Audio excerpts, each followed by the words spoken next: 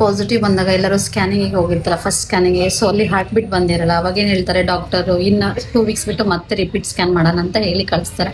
So ಅವಾಗ next repeat scan ಮಾಡಿದಾಗ ಏನಾಗುತ್ತೆ, ಹಾರ್ಟ್ ಬೀಟ್ ಬಂದಿರಲ್ಲ. ಸೊ ಮನೇಲೆಲ್ಲ ಏನು ಹೇಳ್ತಾ ಇರ್ತಾರೆ, ಓ ಇವಳು ತುಂಬ ಟ್ರಾವೆಲ್ ಮಾಡಿದ್ಲು, ತುಂಬ ಕೆಲಸ ಮಾಡಿದ್ಲು, ತುಂಬ ಓಡಾಡಿದ್ಲು, ವೇಟ್ ಲಿಫ್ಟಿಂಗ್ ಜಾಸ್ತಿ ಮಾಡಿದ್ಲು, ಸೊ ಹಾಗಾಗಿ ಇವಳಿಗೆ ಅಬಾರ್ಷನ್ ಆಗಿಬಿಟ್ಟಿದೆ ಅಂತ.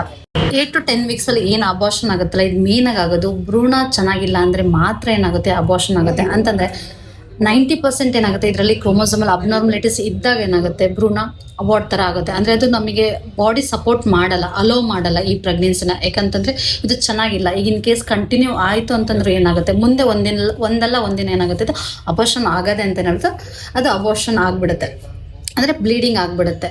ಸೊ ಹಾಗಾಗಿ ಇನ್ ಕೇಸ್ ಏನಾದ್ರು ಪ್ರೆಗ್ನೆನ್ಸಿ ಚೆನ್ನಾಗಿದೆ, ಬೇಬಿ ಚೆನ್ನಾಗಿ ಬೆಳೀತಾ ಇದೆ ಅಂದರೆ ನಮ್ಮ ಬೇಬಿ ಆಟೋಮೆಟಿಕ್ ಸಪೋರ್ಟ್ ಮಾಡುತ್ತೆ ಅದಕ್ಕೆ ಬೆಳೆಯೋಕ್ಕೆ. ಸೊ ಹಾಗಾಗಿ ಇದು ನೀವು ಅಂದ್ಕೊಂಡಿರ್ತಾರೆ ಟ್ರಾವೆಲ್ ಮಾಡಿದ್ರಿಂದನೋ ಅಥವಾ ಜಾಸ್ತಿ ಕೆಲಸ ಮಾಡಿದ್ರಿಂದನೋ ವೇಟ್ ಲಿಫ್ಟಿಂಗಿಂದನೋ ಇದು ಅಬಾರ್ಷನ್ ಆಗಲ್ಲ. ಮೇನಾಗಿ ಇದಾಗೋದು 90% ಕ್ರೋಮೋಸೋಮಲ್ ಅಬ್ನಾರ್ಮಲಿಟಿಯಿಂದ ಮಾತ್ರ. ಸೊ ಹಾಗಾಗಿ ಯಾರು ಇದನ್ನು ಆ ಥರ ಡಿಸೈಡ್ ಮಾಡಬಾರ್ದು. ಆದಷ್ಟು ಇದನ್ನ ಎಲ್ಲರಿಗೂ ಶೇರ್ ಮಾಡಿ, ಫಾಲೋ ಮಾಡಿ.